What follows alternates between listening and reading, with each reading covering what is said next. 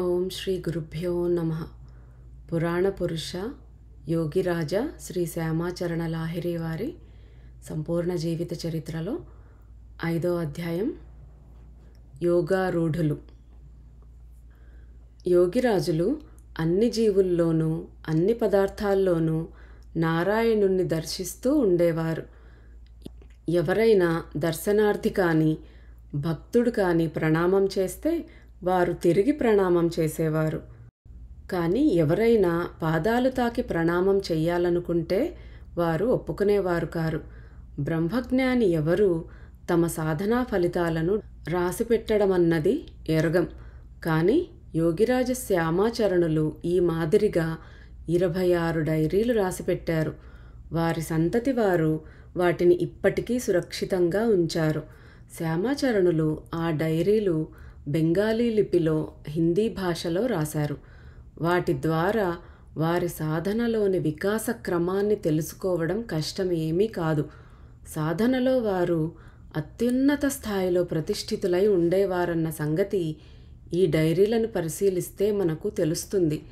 వారు ఒక చోట ఇలా రాశారు: మే కుచ్ నహీ ఓహీ సూర్య he Joe Kuch high, బిల్కుల్ Malik ఓ చోడాయ్, दूसर कुछ नाही उसका रूप నీచే లిఖా దేఖో. అంటే నేనన్నది ఏదీ లేదు, ఆత్మసూర్యుడే అంతా, పూర్తి యజమాని. ఆ ఆత్మసూర్యుడు తప్ప మరేదీ లేదు. ఆయన రూపం కింద రాస్తున్నాను అని అర్థం. ఆ తర్వాత ఒక మనిషి ముఖాకృతి గీసి ఉంది. దాని తల మీద శ్యామాచరణులు ఇలా రాశారు: హం శ్యామాచరణ్ సూర్య, నేనే ఆ శ్యామాచరణ ఆత్మసూర్యుణ్ణి. మరో చోట ఇలా రాశారు: ఓహీ సూర్య ఉస్కా జ్యోత్ సమేత్ ఓహీ మహాపురుష్ బ్రహ్మ హై, బడా ఆనంద్, అబ్ బడా మజా హుआ, अब बिल्कुल श्वासा भीतर चलता है, इसकी बराबर आनंद कोई दूसरा बात नहीं, इसका नाम चिदानंद एही ब्रह्म, इतने रोज बाद आज जन्म सफल. అంటే జ్యోతిష్ సమేతుడైన సూర్యుడే, అంటే ఆత్మసూర్యుడే మహాపురుషుడైన బ్రహ్మ, పరమానందం. ఇప్పుడు చాలా మజా కలిగింది, అంటే ఆనందం కలిగింది. ఇప్పుడు ఊపిరి పూర్తిగా లోపలే సంచరిస్తోంది. ఇలాంటి ఆనందం మరి దేనివల్ల కలగదు. దీని పేరే చిదానందం. ఇదే బ్రహ్మం. ఇంతకాలం తర్వాత ఇప్పటికి జన్మ సఫలమైంది. అంటే ఏమిటంటే, ప్రాణకర్మ చేస్తూ ఉండగా శ్వాస ప్రశ్వాసల గతి పూర్తిగా స్థిరమయ్యి సుషుమ్న వాహిని అయినప్పుడే ఈ అవస్థ ప్రాప్తమవుతుందన్నమాట. అంచేత వారు ఈ అవస్థలో ప్రాప్తించే ఆనందం మరి దేనివల్ల ప్రాప్తించదని చెప్పారు. ఈ శాశ్వత ఆనంద స్థితిలోనే వారు ఇన్నాళ్లకి మానవ జన్మ సఫలమైంది అని చెప్పారు. అంటే వారికి పూర్ణ బ్రహ్మజ్ఞానం ప్రాప్తమైందన్నమాట.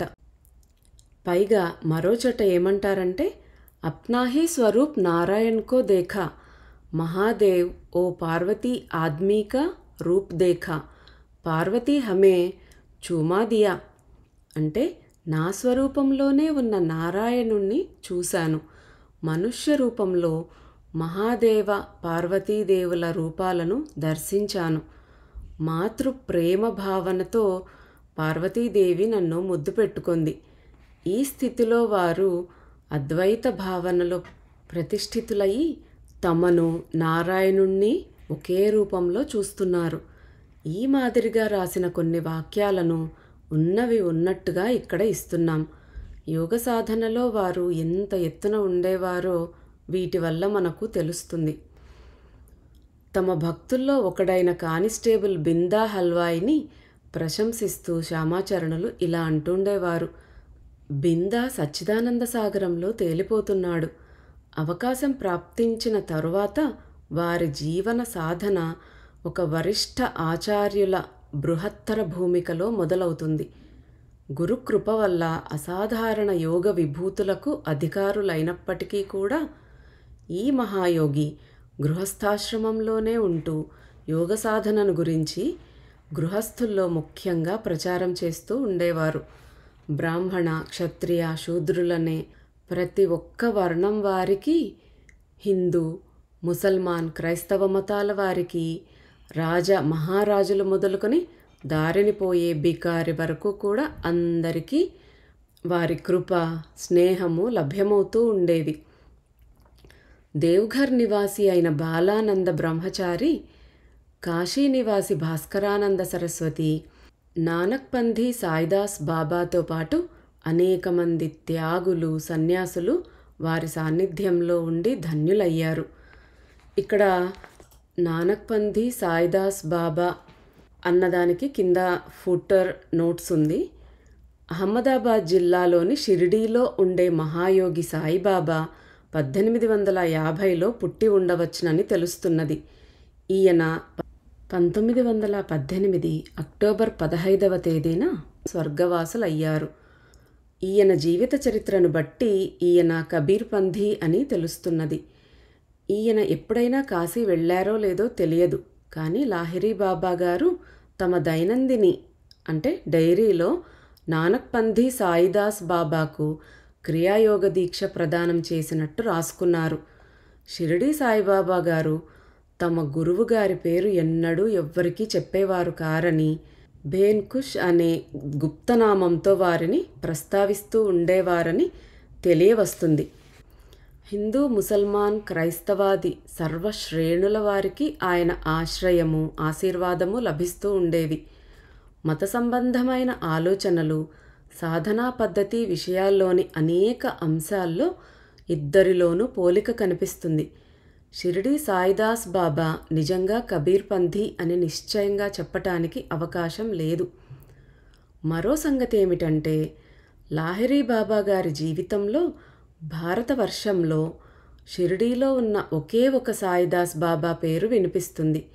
మరో సాయిబాబా ప్రసక్తే లేదు. షిరిడీ సాయిబాబా అసలు ఎక్కడివారో కూడా తెలియదు. క్రీస్తు శకం 1872లో అకస్మాత్తుగా షిరిడీ గ్రామానికి వచ్చి ఉండవచ్చు. కబీర్ పంథీగా ఈయన జీవితాన్ని గురించి మనకు లభిస్తున్న సమాచారం నిజమైనదేనని నిశ్చయంగా చెప్పడానికి అవకాశం లేదు.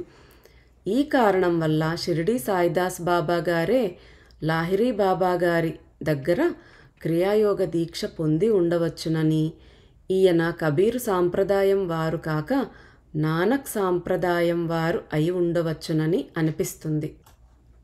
ఈ సాయిదాస్ బాబా అనే అతనే మన షిరిడీ సాయిబాబా అనేదానికి శ్రీపాద వల్లభ చరితామృతంలో ప్రూఫ్ ఉంది. ఎందుకంటే ఆ శ్రీపాద వల్లభ చరితామృతం ఇప్పుడు రాసినది కాదు, అది 700 సంవత్సరాల క్రితం రాసినది. అప్పుడే ఫ్యూచర్కి సంబంధించిన, భవిష్యత్తులో జరగబోయే అన్నిటికీ సంబంధించిన వివరాలు, ఎవరెవరు పాలించబోతున్నారు, శివాజీ పరిపాలన గురించి, శివాజీ గురువెవరు, ఇంకా షిరిడీ సాయిబాబా ఎవరు, అలా ఎన్నో విషయాలు అందులో ఉన్నాయి. షిరిడీ సాయిబాబా గారి పుట్టు పూర్వోత్తరాలు మామూలుగా ఎవరూ తెలియదు అని అనుకుంటారు, కానీ వారు ఏ కుటుంబంలో పుట్టారు, ఎక్కడ ఎలా పెరిగారు అనేవి చాలా విషయాలు శ్రీపాద వల్లభ స్వామి చరితామృతంలో ఉన్నాయి. మీరు ఇంట్రెస్ట్ ఉన్నట్లయితే శ్రీపాద వల్లభ స్వామి చరితామృతం ప్లేలిస్ట్ కూడా ఉంది మన ఛానల్లో. మీరు అది చూసినట్టయితే మీకు ఎన్నో విషయాలు చాలా చాప్టర్స్లో సాయిబాబా గారి గురించి వస్తుంది. కింద నేను డిస్క్రిప్షన్లో శ్రీపాద వల్లభ చరితామృతం ప్లేలిస్ట్ లింక్ పెడతాను. ఎవరైనా వినని వాళ్ళు ఉంటే వినండి. అందులో కూడా చెప్తారనమాట శ్రీపాద వల్లభ స్వామి, సాయిబాబా గారు లాహిరీ మహాశయుల దగ్గర దీక్ష తీసుకోవడం కోసం ఆలోపే లాహిరీ మహాశయుల్ని కాశీ పట్టణానికి రప్పిస్తాను నేను అని శ్రీపాద వల్లభ స్వామి చెప్తారనమాట. ఇక్కడ నానక్ పంథీ లేదా కబీర్ పంథీ అంటే ఆ టైప్, ఆ పంథాలో ఉన్నవాళ్ళు అన్నట్టు అనుకోవచ్చు. అది ఏదో తెలియదు కరెక్ట్గా అని రాశారు. కానీ శ్రీపాద వల్లభ స్వామి చరితామృతంలో సాయిబాబా నాథ సాంప్రదాయం అంటే దత్త సాంప్రదాయం అన్నమాట. అనేసి క్లియర్గా చెప్తారు. ఈ క్రియాయోగం అనేది శ్రీపాద వల్లభ స్వామి ఇంకా ముందు నుంచే 2000 సంవత్సరాల నుంచి మహవతార్ బాబాజీ ఉన్నారు. 700 సంవత్సరాలకు పూర్వం శ్రీపాద వల్లభ స్వామి అంటే ఆ దత్తాత్రేయ స్వామి మొదటిసారిగా కలియుగంలో ఈ భూమి మీద తీసుకున్న అవతారం శ్రీపాద వల్లభ స్వామి అన్నమాట. సో వారందరూ కూడా క్రియాయోగం చేస్తూ ఉంటారు.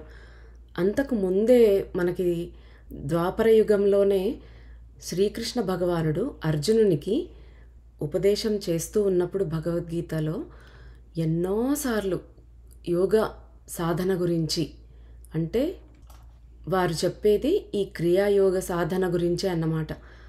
దాన్ని చేయటం వల్లే మనం ముందుకు వెళ్ళగలుగుతాము, మనం ఆత్మ సాక్షాత్కారం పొందగలుగుతామన్నది భగవద్గీతలో ప్రస్ఫుటంగా తెలుస్తుంది. కాశీరాజు ఈశ్వరీ నారాయణ సింహ అప్పుడప్పుడు త్రైలింగ స్వామివారిని, వీరు తెలుగువారు కావటం వల్ల త్రైలింగ స్వామివారన్న పేరు వచ్చింది, భాస్కరానంద సరస్వతి గారిని దర్శించటానికి వెళ్తూ ఉండేవారు. కాశీరాజు ఈశ్వరీ నారాయణ సింహ అప్పుడప్పుడు త్రైలింగ స్వామివారిని, భాస్కరానంద సరస్వతి గారిని దర్శించటానికి వెళ్తూ ఉండేవారు. ఒకనాడు ఈయన భాస్కరానంద గారి సమక్షంలో గృహస్థ మహాయోగి అయిన లాహిరి మహాశయులను ఎంతో ప్రశంసిస్తూ మాట్లాడారు. దీనివల్ల ప్రభావితులైన భాస్కరానంద సరస్వతి గారు వారిని కలుసుకోవాలన్న కోరిక వ్యక్తం చేశారు. కానీ ఆయన సన్యాసి కావడం వల్ల గృహస్థు ఇంటికి వెళ్ళి కలుసుకోవడం ఉచితం అనిపించలేదు. అందువల్ల ఆ గృహస్థ యోగిని అర్థించి ఎలాగైనా తమ దగ్గరికి తీసుకుని వస్తే బాగుంటుందని వారు రాజుగారిని కోరారు. మొదట యోగిరాజులు దీనికి ఒప్పుకోలేదు. కానీ విశేష అనునయ వినయ అభ్యర్థనలు జరిగిన తరువాత చివరికి అక్కడికి వెళ్ళటానికి అంగీకరించారు. రాజుగారు యోగిరాజు గారిని స్వయంగా తమ గుర్రబండిలో భాస్కరానంద గారి దగ్గరికి తీసుకువెళ్లారు. మహామానవులిద్దరి సమాగమం జరిగింది. భాస్కరానంద గారు గృహస్థయోగులైన లాహిరి మహాశైల సాధనా పద్ధతి గురించి తెలుసుకున్నారు. ఆ సాధనా పద్ధతి తమకు ఉపదేశించమని సంతోషంగా ప్రార్థించారు. కాశీలో హోమియోపతి వైద్యుడిగా ప్రసిద్ధి చెందిన గోపాలచంద్ర వంద్యోపాధ్యాయ ఆయన మిత్రులు ఒకరు కలిసి త్రైలింగ స్వామి వారి దర్శనానికి వెళ్తూ ఉండేవారు. డాక్టర్ వంద్యోపాధ్యాయ గారు యోగిరాజుల శిష్యులు. ఒకనాడు ఈ మిత్రులిద్దరూ త్రైలింగ స్వామి వారి దర్శనానికి రావలసిందిగా యోగిరాజులను అర్థించారు. యోగిరాజులు అంగీకారం తెలిపిన తరువాత డాక్టర్ వంద్యోపాధ్యాయ గారు త్రైలింగ స్వామివారి సన్నిధికి తీసుకువెళ్లారు. త్రైలింగ స్వామివారు సాక్షాత్తు కాశీలో సజీవంగా సంచరించే విశ్వనాథులుగా పేరు పొందినవారు. అప్పట్లో వారు పంచగంగా ఘట్టంలో ఉన్న తమ ఆశ్రమంలో మౌనంగా ఉన్నారు. వారు కూర్చున్న చోటికి 4 పక్కలా భక్తులు కూర్చుని ఉన్నారు. డాక్టర్ వంద్యోపాధ్యాయ గారితో పాటు పంచె చొక్కా ధరించిన శ్యామాచరణులు వస్తుండడం చూసి స్వామివారు లేచి నిలబడి గబగబా ముందుకు వెళ్ళి ఆయన్ని గుండెకు హత్తుకున్నారు. మహామానవులిద్దరి ప్రత్యభివాదాలు ముగిసిన తర్వాత కొన్ని క్షణాలు మౌనంగా నిలబడి ఉన్నారు. ఆ మహాయోగులిద్దరి సమాగమాన్ని దర్శించిన డాక్టర్ వంద్యోపాధ్యాయ గారి కళ్ళల్లో ప్రేమతో నిండిన అశ్రువులు పెల్లుబికాయి. ఆ తర్వాత వారు తాము వెళ్ళవలసిన చోటికి వెళ్ళిపోయారు.